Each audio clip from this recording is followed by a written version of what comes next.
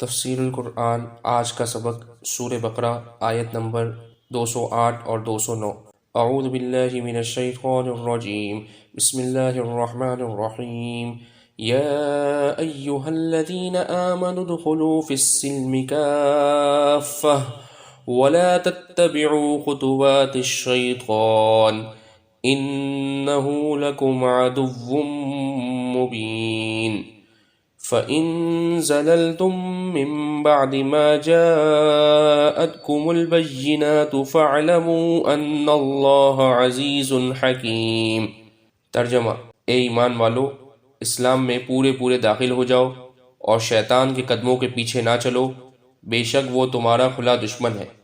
سو اگر تم لغزش کھا جاؤ اس کے بعد کہ تمہارے پاس واضح دلیلیں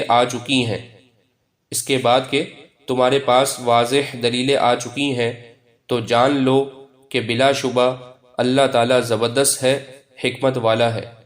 اسلام میں پورے طور پر داخل ہونے کا حکم۔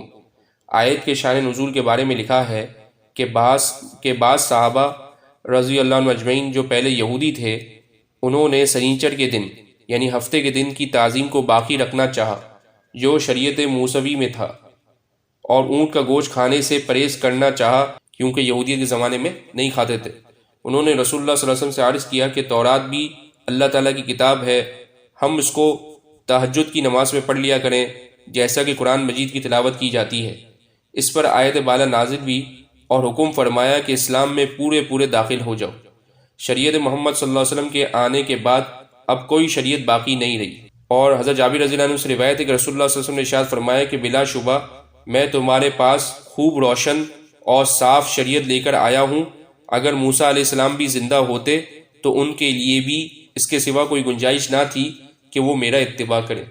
اور آگے فرمایا فَإِن زَلَلْتُم مِّن بَعْدِ مَا جَاءَتْكُمُ الْبَيِّنَاتُ کہ سو اگر تم لغزش کھا جاؤ اس کے بعد کہ تمہارے پاس واضح دلیلیں آ چکی ہیں تو جان لو کہ اللہ تعالیٰ زبردست ہے، حکمت والا ہے۔